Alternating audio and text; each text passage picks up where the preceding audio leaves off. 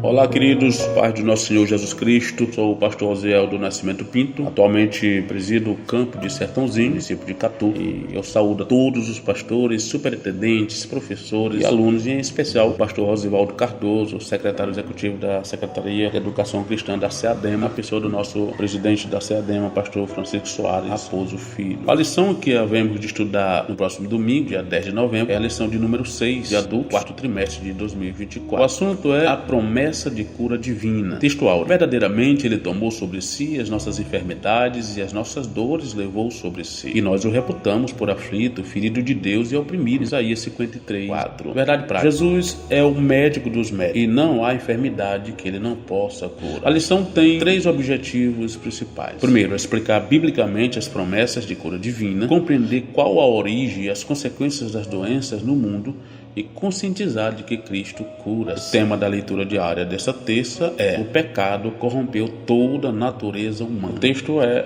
Romanos capítulo 3, do versículo 9 ao versículo 12, que diz: pois que somos nós mais excelentes? De maneira nenhuma, pois já dantes demonstramos que tanto judeus como gregos todos estão debaixo do pecado. Como está escrito: não há um justo, nenhum sequer. Não há ninguém que entenda. Não há ninguém que busque a Deus. Todos se extraviaram e juntamente se fizeram inúteis. Não há quem faça o bem. Não há nenhum só.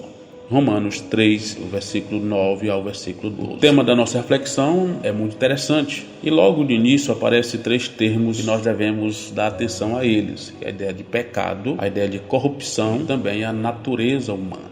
O pecado corrompeu toda a natureza humana. Na teologia, a armatiologia é a matéria que estuda sobre o pecado, é a ciência que estuda o pecado, suas origens, consequências e tudo mais. Obviamente que nós entendemos biblicamente que o diabo é o mentor intelectual do pecado, como aparece lá em Gênesis capítulo 3. E também nós sabemos que depois da tentação, depois que o homem dá lugar ao pecado, aí ele torna-se acusador, como está descrito em Apocalipse capítulo 12, versículo 10. A questão é que ao longo da história da humanidade, a sociedade sempre esteve sob a visão teocêntrica, e por conta disso sempre as pessoas tiveram noção do pecado, uma certa consciência sobre o pecado. Mas chegou o período que se denominou de modernidade, que foi sendo construído um pensamento coletivo a partir dos movimentos renascentistas, passando pelo racionalismo e o empirismo, o secularismo, o cientificismo, até chegar no humanismo, que desagou no iluminismo, que seria o pensamento filosófico antropocêntrico, baseado na máxima de Kant,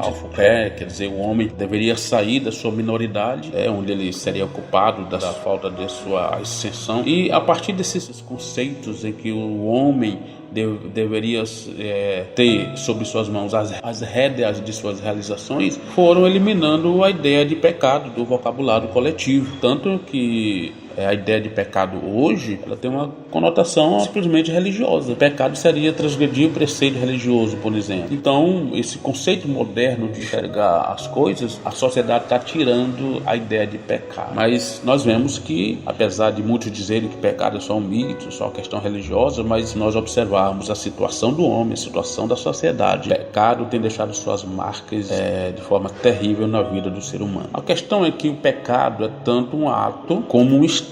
Talvez a ideia de hamartia não diz tudo sobre a ideia de pecado, o conceito hamartia, seria errar o alvo e tudo mais. Se nós observarmos que o pecado é tanto um ato de rebelião, um ato da vontade do homem em desobedecer a Deus, depois desse pecado concebido, o homem entra num estado de separação de Deus, ele vive um estado pecaminoso. E é por isso que nós vamos ver lá no Salmo 32, onde vai dizer: bem-aventurado aquele cuja transgressão é perdoada. A palavra transgressão do original traz a ideia de rebelião, ou seja, um passo largo, separar-se de Deus, apostatar, é o afastamento de Deus, seria dar as costas a Deus, seria o pecado voluntário, o pecado intencional, Tanto seria dar as costas a Deus, rejeitando, como seria o pecado de afrontar a Deus, peca porque quer, sabendo que está pecando, está errando contra Deus. Por isso que a Bíblia vai dizer que a rebeldia é como o pecado de feitiçaria. E nós citamos Salmo 32:1, bem-aventurado aquele cuja transgressão é perdoada e cujo pecado é coberto. A palavra pecado aqui já tem conotação direta com a palavra hamartia do grego, que seria errar o alvo, seria errar enquanto mira, né? É por isso que o termo hamartia parece incompleto para definir pecado,